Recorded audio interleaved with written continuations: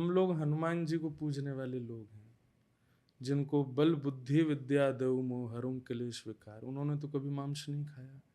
जिनके एक अंगुष्ठ के प्रभाव से रसातल में पर्वत चला गया, ऐसे बलवान महावीर हनुमान जी, उन्होंने तो कभी मांस नहीं खाया।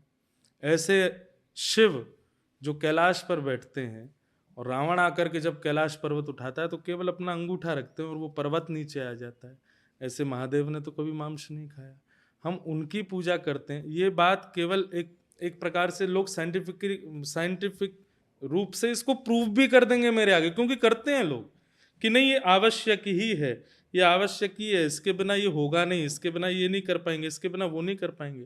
पर मेरा एक मानना है कि व्यक्ति कुछ भी कर्म करता है वो जीवित रहे, स्वस्थ रहे, उसके लिए करता है। अपनी पावर को बढ़ाने के लिए या किसी भी रूप में अपने आप को तेज करने के लिए, अपने आप को सुदृढ़ दिखाने के लिए हम किसी के परिवार को नष्ट करें, किसी की हत्या करें, किसी की जीव हिंसा कर दें, तो फिर एक समय वह भी दूर नहीं कि मानव को भी मार देंगे लोग। कलयुग का जब अंतिम वर्णन आता है वहां पर यह भी वर्णन किया गया दुनिया में ऐसे देश हैं जहाँ खाते हैं हाँ, लोग human बाग flesh। खा जाएंगे, खाते हैं आज भी मुझे पता हाँ। है, जीवित छोटे छोटे बालकों का भी खा जाते हैं लोग। तो वह भी समय दूर नहीं है कि मानव मानव को भी खा जाएगा। और आप बताएं उस समय भी लोग तर्क करने वाले होंगे कि इसमें बुराई क्या है, तुम जलाने जा रहे थे, उससे अच्छा तो खा दो, सबको प्लेट पर परोस दो। तो ये बात ऐसी है कि इसका तर्क खत्म नहीं होगा। लेकिन मैं केवल इतना ही कहूंगा कि हम लोग हनुमान जी को मानते हैं, हम लोग महादेव को मानते हैं, हम लोग ऐसी सत्ताओं का पालन करते हैं जिनके बल बुद्धि विद्या बल के आगे किसी की पहुंच नहीं। ऐसों ने कभी जब सेवन नहीं किया, वे भी जब इतने पवित्र भाव में रहते हैं, तो हम क्यों जबरदस्ती इन वस्तुओं को। और एक और बात कहें, कोई भी ऐसी वस्तु संसार में पृथ्वी से उत्पन्न होने वाली ऐसी वस्तु नहीं है जिसकी भरपाई मांस करे। कोई ना कोई वस्तु तो ऐसी होगी जो उसके भी सब्स्टिट्यूट में आपको पूर्ण प्रोटीन देता होगा।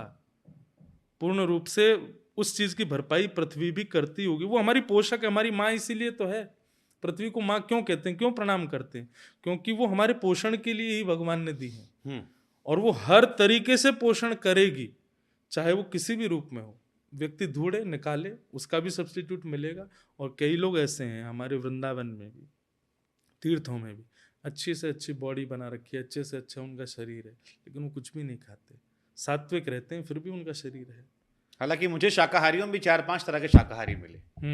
एक जो कुछ नहीं खाते, एक जो कहते हैं हम शाकाहारी हैं लेकिन हम अंडा खा लेते हैं, एक वो थे जो कहते हैं भैया हम शाकाहारी हैं लेकिन हम केक में खा लेते हैं। कुछ वो मिले जो कहते हैं कि भैया हम मंगलवार को नहीं खाते हैं, बाकी दिन खा लेते बाकी दिन हम खा लेते हैं। कुछ हैं जो दवाई में ले लेते हैं।